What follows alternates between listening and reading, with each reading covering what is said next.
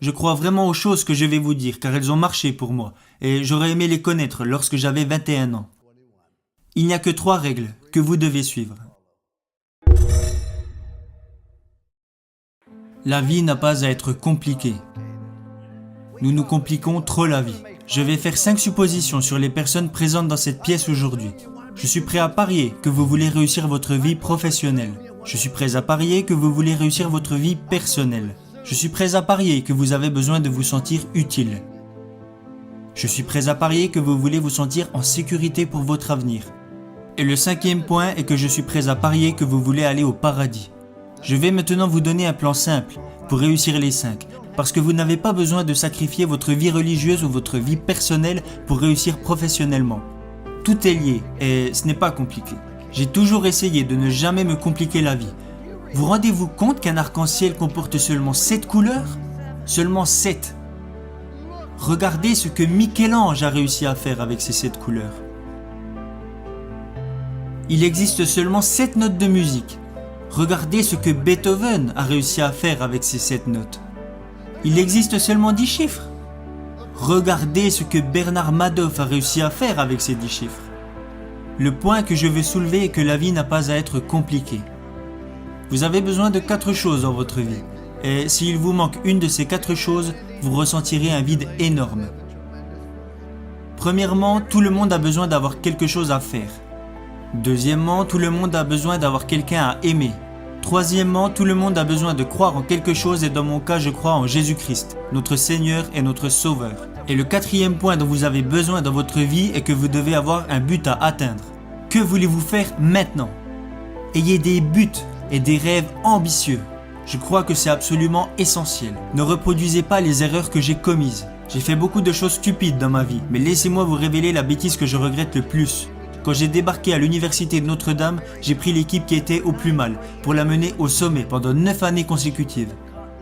Chose que personne n'avait réalisée avant et que personne n'a refait depuis. Nous sommes arrivés au sommet et nous y sommes restés. Voilà la chose que je regrette le plus.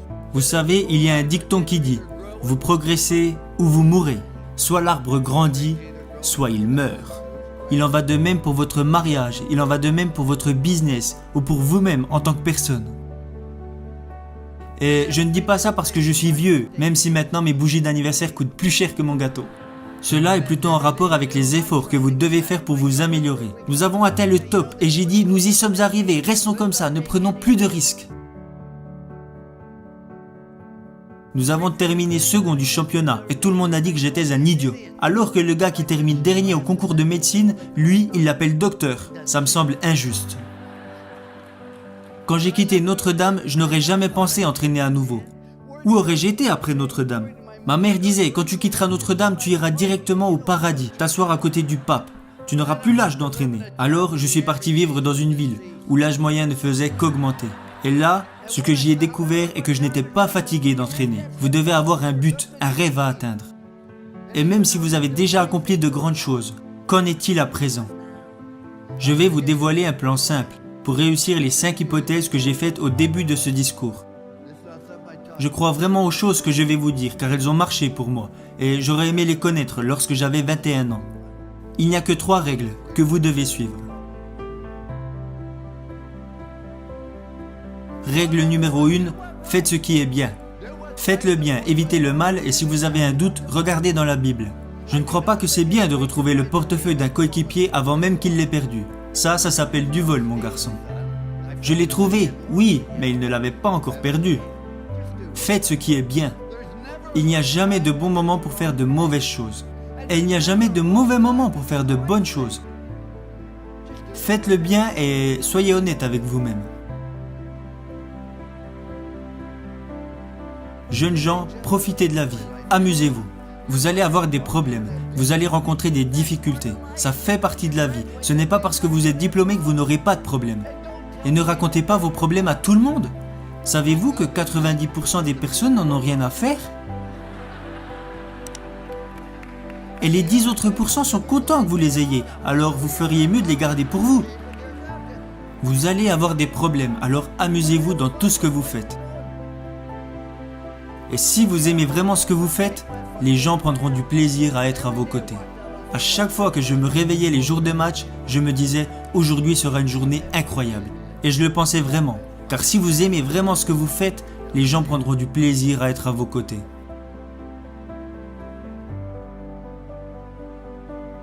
Règle numéro 2. Faites du mieux possible avec les capacités que vous avez et le temps qui vous est donné. Vous savez, tout le monde n'a pas les capacités d'être en équipe première.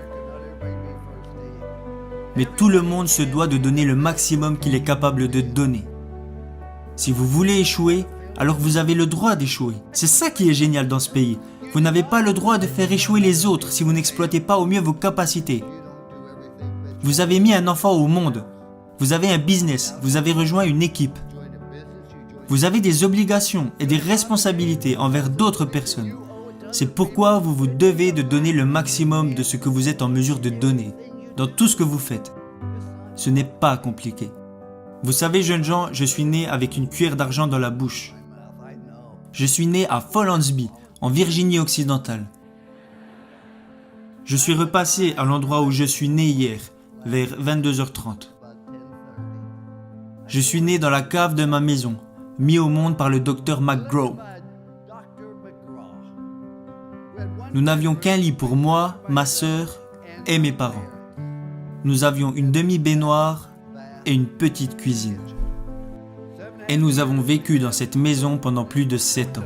Il n'y avait pas d'aide sociale à l'époque, nous n'avions pas de coupons alimentaires et nous n'avions pas d'argent de côté.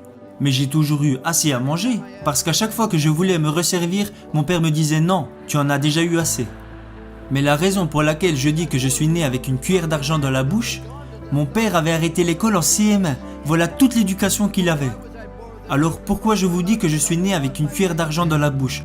C'est parce que mes parents m'ont appris que la vie est une question de choix, et qu'ils soient bons ou mauvais, ce sont vos choix qui vous définissent. Alors ne blâmez jamais les autres, car si vous recevez une bonne éducation et que vous êtes prêt à travailler dur et à surmonter les problèmes et les difficultés, alors dans ce grand pays, vous pouvez accomplir des choses extraordinaires.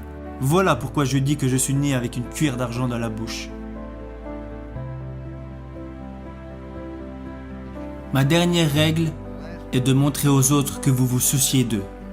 Vous ne pouvez pas entrer dans une pièce et dire « Hey, je suis là, regardez-moi ». Non. Dites plutôt « Je suis là, comment puis-je vous aider ?» Ce n'est pas si compliqué. Souciez-vous sincèrement des autres, car vous pouvez impacter la vie de chaque personne que vous rencontrez par un sourire, un mot gentil ou un encouragement. Parce que vous voyez, quand vous faites de bonnes choses, les gens seront toujours plus à même de vous faire confiance. Ma femme et moi, nous sommes mariés car nous avons trouvé cette confiance en nous, et nous ne l'avons jamais perdue. Le seul moyen de vous faire confiance est de faire des choses bien. C'est ce que Dieu veut que nous fassions. Faites de bonnes choses.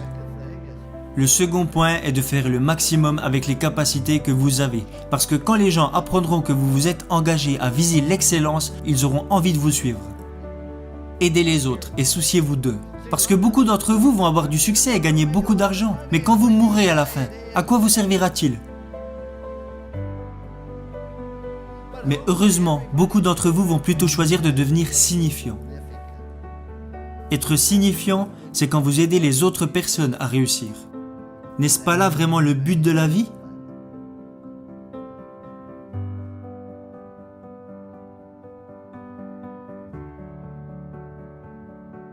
J'aurais aimé connaître ces 3 règles lorsque j'avais 21 ans, et je les utilise maintenant depuis plus de 40 ans. C'est pour cela qu'il y a une statue de moi devant l'école, même si je pense qu'ils l'ont plutôt mise là pour que les pigeons puissent se reposer.